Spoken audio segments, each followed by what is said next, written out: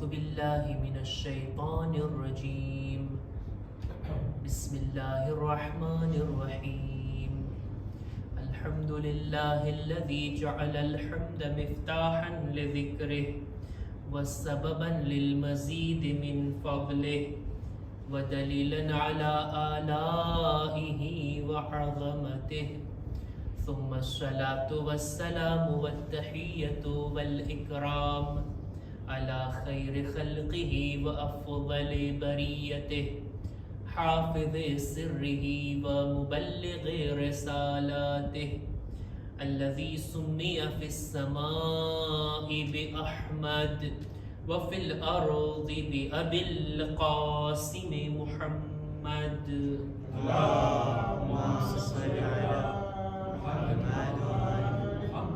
وعلى أهل بيته الطيبين الطاهرين المعصومين المظلومين ولعنة الله على أعدائهم أجمعين أما بعد فقد قال الله سبحانه وتعالى في كتابه الكريم بسم الله الرحمن الرحيم ينبأ الإنسان يومئذ بما قدم وأخر بل الإنسان على نفسه بصيرة ولو ألقى معاذيره صلوات بر محمد وآل محمد اللهم صل على محمد وآل محمد ખુદાવંદ આલમનો શુક્ર અદા કરીએ છીએ કે જેણે તૌફીક અતા કરી માહે ઝિલહજની આ શબે જુમામાં આપણે નમાઝે જમાઅત, દુઆએ કુમૈલ, તિલાવત અને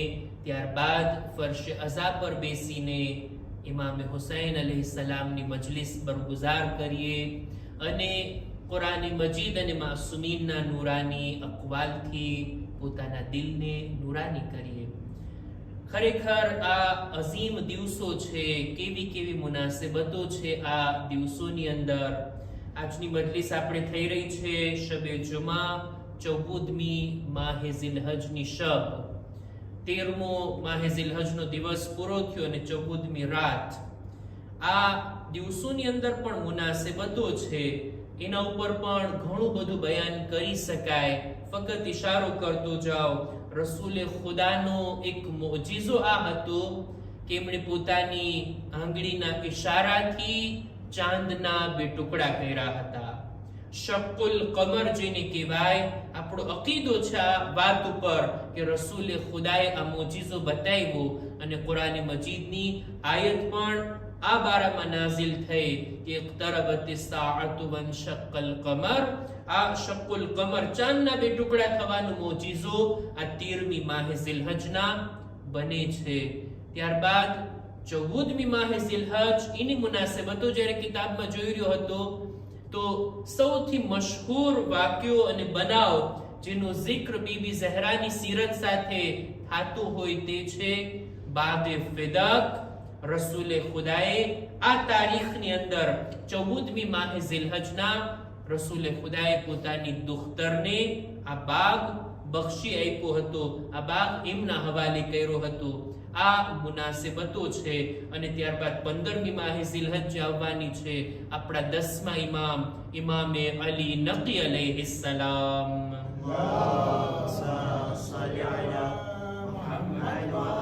એમની વિલાદત બાસાદતની તારીખ છે કે ઇન્શાઅલ્લાહ એ મુનાસબત ઉપર આપણે એના ઉપર ચર્ચા કરશું અને ઇમામની સીરત, ઇમામના નૂરાની કલામથી આપણે બધા લાભ ઉઠાવશું. ચાહું છું કે શબે જુમાની મજાલિસની અંદર આપણે આપ લોકોને યાદ હોય તો એક કુરાન મજીદના સૂરાની આયતોનો સિલસિલો શરૂ કર્યા હતા. સૂરે મુબારકે કયામતની આયતોની આપણે તફસીર બયાન કરી રહ્યા હતા.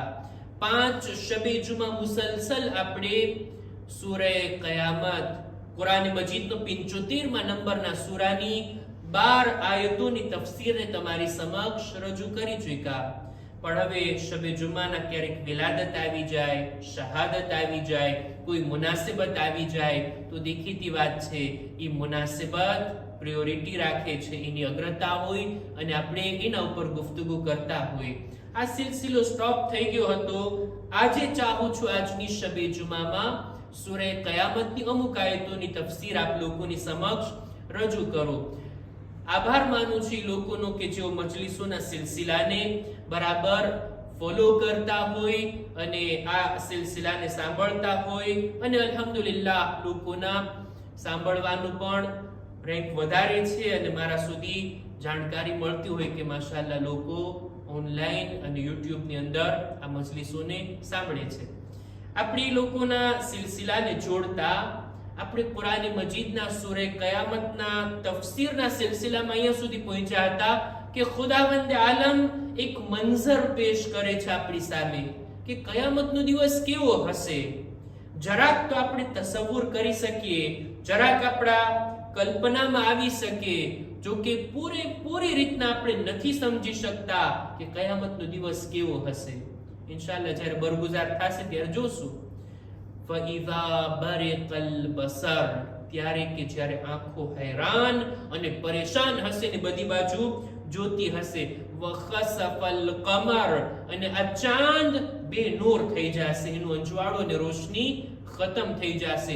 વજુમિઅ અશ-શમ્સુ વલ કમર, અને ચાંદ અને સૂરજ બંનેને જમા કરી લેવામાં આવશે, બંનેને સંકેલી લેવામાં આવશે, એનું પ્રકાશ નૂર બધું ખતમ થઈ જશે. આ બધી વાતનો આપણે ઉલ્લેખ કરી ચૂક્યા. એવા સમયમાં ઇન્સાન ગભરાઈને પૂછશે, યકૂલુલ ઇન્સાનુ યૌમઇઝિન અયનલ મફર. આવા દિવસની અંદર ફરાર કરવાની કોઈ જગ્યા છે? ઇન્સાન એને તલાશ કરશે, કઈ જગ્યા મળી જાય હું ત્યાં ભાગીને છટકી જાઉં. દુનિયાના મેદાનમાંથી ઇન્સાન છટકી શકે, ભાગી શકે, છૂટી શકે, પણ કયામતમાં ક્યાં જાશું? ત્યાં કોઈ રસ્તો નહીં હોય. તરત જવાબ મળશે કે કલ્લા લા વઝર, પનાહ મેળવવાની કોઈ જગ્યા એ દિવસે મોજૂદ નથી. ઇલા રબ્બિકા યૌમઇઝિનિલ મુસ્તકર, પરવરદિગાર આલમની બારગાહમાં જવાનું છે અને ત્યાં હંમેશા રહેવાનું છે. હવે ત્યારબાદ અહીંયા સુધી આપણી ચર્ચા થઈ ચૂકી હતી. હવે ત્યારબાદ ખુદાવંદ આલમ કહે છે કયામતના દિવસે આપણી સાથે શું થવાનું છે? યુનબ્બઉલ ઇન્સાનુ બિમા કદ્દમ વ અખર.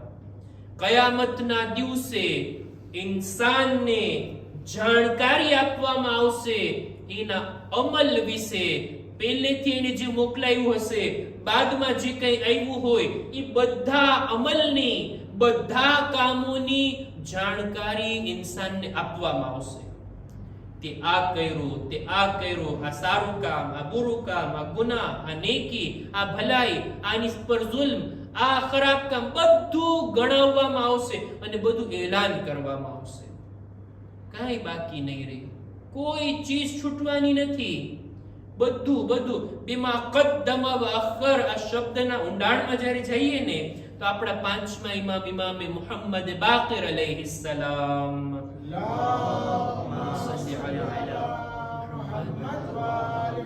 ફરમાવે છે કે નેક અને બુરા કામ, ખૈર અને શર, જે કંઈ ઇન્સાને કર્યું હશે એ બધું એને સંભળાવવામાં આવશે. ભાઈ તે આ કર્યું. જો અમુક કામ એવા હોય કે જે માણસ જિંદગીમાં કરીને જાય, આખી જિંદગીમાં જેટલી નેકીઓ એને કરી બધું લઈને જશે, જેટલા ગુનાહ એને કર્યા એ પણ લઈને જશે. પણ અમુક કામો ઇન્સાનના એવા હોય ને, એવા કામોનો પાયો નાખીને જાય, સારા કામો કરીને જાય કે માણસના મરવા બાદ પણ એ સારા કામનો અસર, એનો સવાબ એને મળતો રહે. સદકે જારિયા, આપણે બધા આના મફહૂમથી જાણકાર છીએ, કોઈ અજાણ નથી. સદકે જારિયા એટલે એવો સદકો, એવું નેક કામ કે જે જારી રહે, ચાલતું રહે. માણસની ઉંમર પૂરી થઈ જાય, એ ગુજરી જશે, એનો નામે આમાલ હવે પોતાના અમલથી નહીં ભરાય, બલકે આ જે નેકીઓ બાદમાં આવતી રહેશે ને એની અંદર લખાતી રહેશે. દાખલા તરીકે કોઈ માણસ નેક ઔલાદની તરબિયત કરીને જાય જોઈએ, જેટલી નેકીઓ કરશે એના મા બાપ એની નેકીઓમાં શરીક કે નહીં? કોઈ માણસ ઝાડ ઉગાડીને જાય, કોઈ માણસ રસ્તો બનાવીને જાય, કોઈ માણસ કૂવો ખોદીને જાય, કોઈ માણસ પાણીનો બંદોબસ્ત કરીને જાય. આ બધું હદીસમાં છે. કોઈ માણસ કિતાબ લખીને જાય. જ્યાર સુધી કિતાબ વંચાતી હશે, જ્યાર સુધી એનાથી લાભ ઉઠાવતો રહેશે લોકો, એનાથી ઉપયોગ કરતા રહેશે લોકો, એનો સવાબ લખાતો જશે.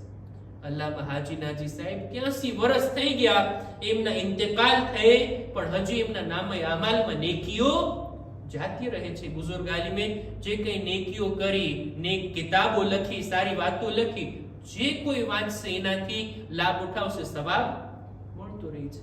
એવી જ રીતના કોઈ પણ નેક કામ જે ઇન્સાન કરીને ગયો છે એ પણ એને કહેવામાં આવશે, જાણકારી આપવામાં આવશે. ઓલા બાદમાં આવેલી નેકીઓ, સવાબ, એની પણ જાણકારી આપવામાં આવશે કે તું તો ગુજરી ગયો હતો, તારા ઇન્તકાલના 10 વર્ષ બાદ, 50 વર્ષ બાદ તારી લખેલી કિતાબ કોઈ વાંચીને હિદાયત મળી, એનો એ સવાબ તારા નામે આમલમાં. આ બધું ઇન્સાનને જાણકારી આપવામાં આવશે. આ તો હતી નેકીની વાત. ખુદાના ખાસ્તા કોઈ માણસ દુનિયાથી જવા પહેલા કોઈ બુરા કામનો પાયો નાખીને જાય, એક બુરું કામ ચાલુ કરાવીને જાય.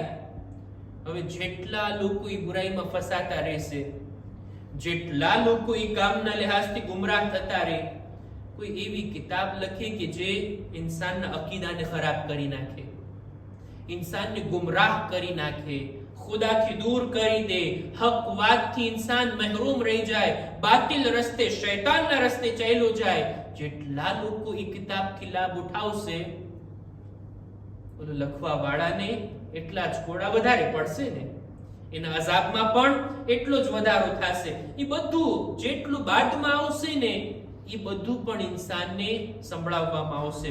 ખુદા કુરાનમાં કહે છે, યુનબ્બઉલ ઇન્સાનુ બીમા કદ્દમા વ અખર. બધું એને સંભળાવવામાં આવશે કે આ કર્યું અને આટલું બાદમાં, તારા મરવા બાદ તારા નામે આમાલમાં એનો ઉમેરો થયો, નેકી અથવા બુરાઈ.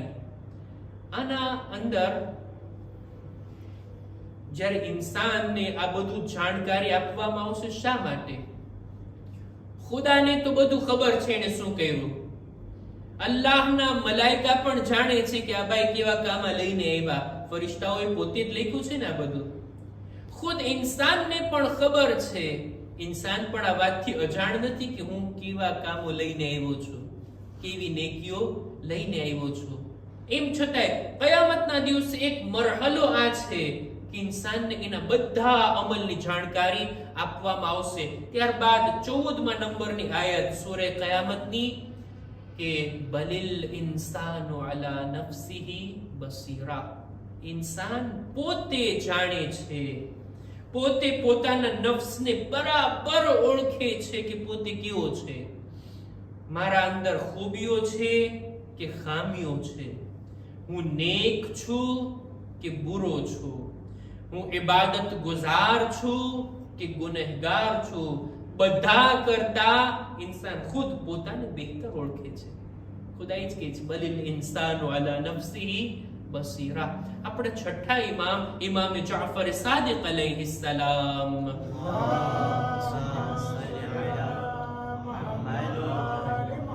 પોતાની એક હદીસમાં બયાન કરે છે કે લોકો શા માટે પોતાના જાહેરને સારું ખૂબસૂરત બનાવીને પેશ કરે છે, પોતાને નેક દર્શાવે છે, જ્યારે અંદરથી પોતે બુરા હોય. ખુદ ઇન્સાન પોતે સમાજમાં પોતાને સારું દેખાડતો હોય ને, પણ એ જ ઇન્સાન જ્યારે પોતાના દિલ તરફ જુએ ને, પોતે જ સમજી જાય કે આ તો બધું દેખાડો છે, અંદરથી હું કેવો છું ને એ હું જ જાણું છું. ઇમામ ફરમાવે છે બહેતર છે કે ઇન્સાન પોતાના અંદરની ઇસ્લાહ કરે, અંદરથી પોતાને બહેતર બનાવે. જો અંદરથી પોતે સારો હશે ને તો એનું જાહેર પણ મજબૂત હશે.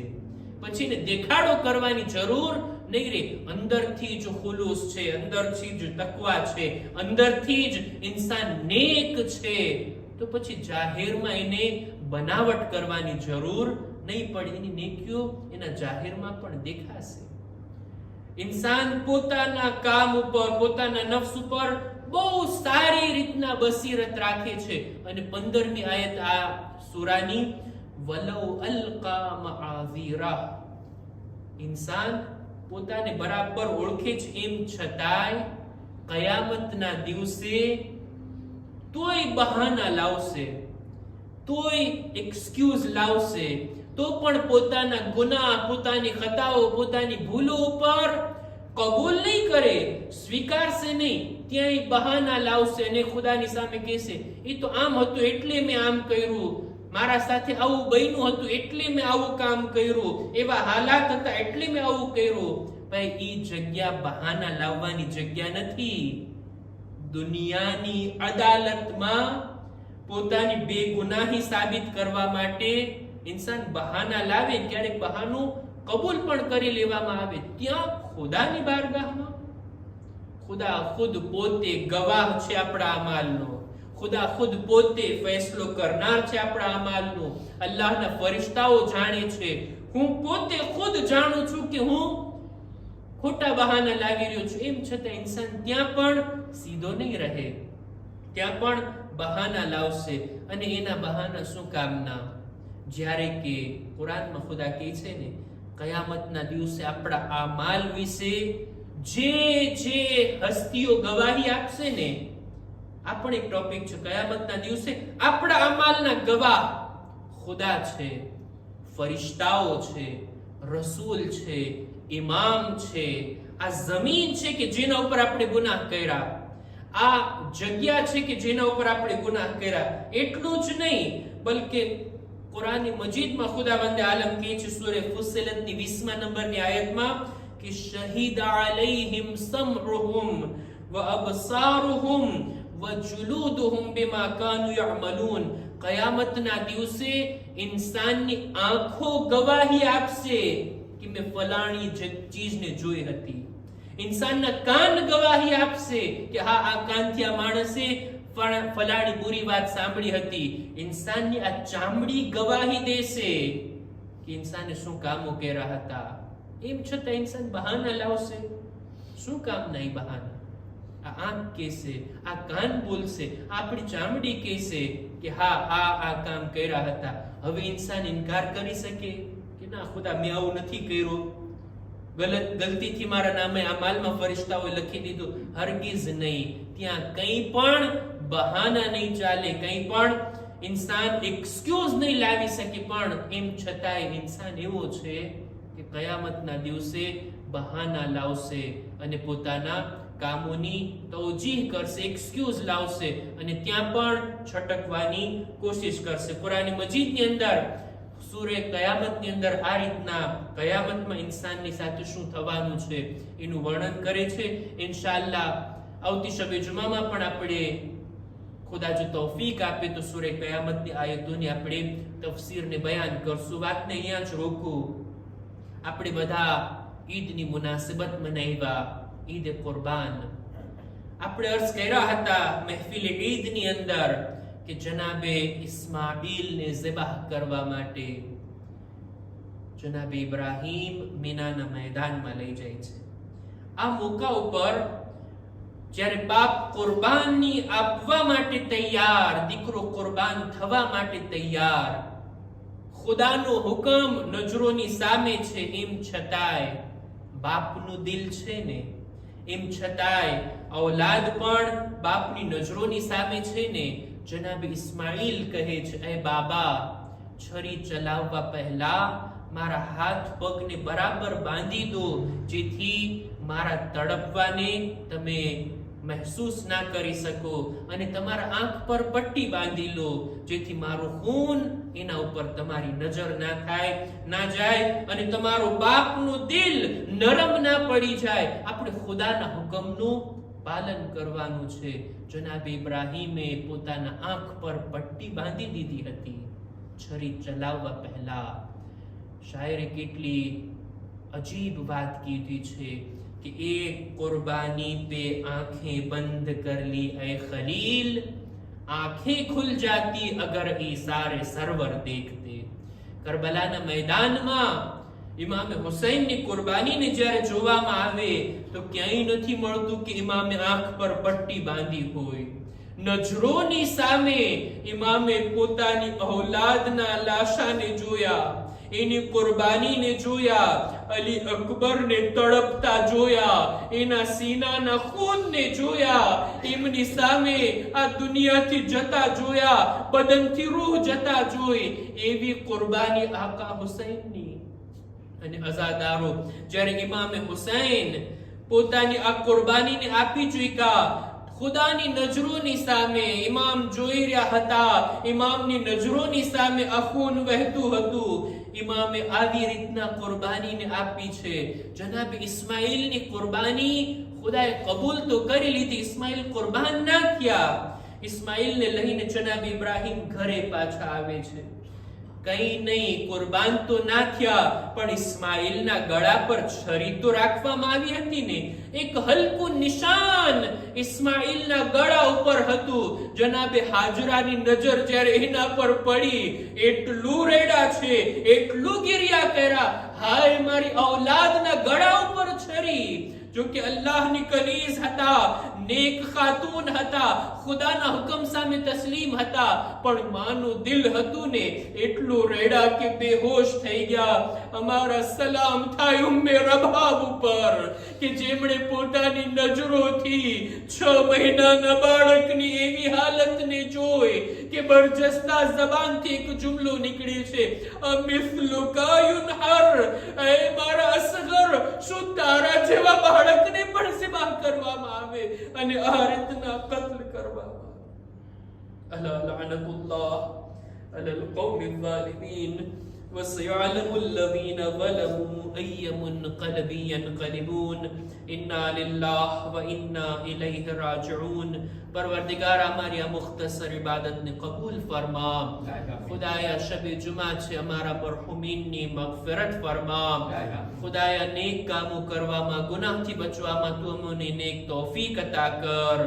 પરવરદિગારા દરેક મુમિનીન મુમિનાત જો બીમાર છે તેઓને શિફા અને તંદુરસ્તી અતા કર. ખુદાયા ઝમાનાના ઇમામના ઝુહૂરમાં તાજીલ ફરમા. અમારો શુમાર એમના સાથીઓમાં કર. ربنا تقبل منا إنك أنت السميع العليم.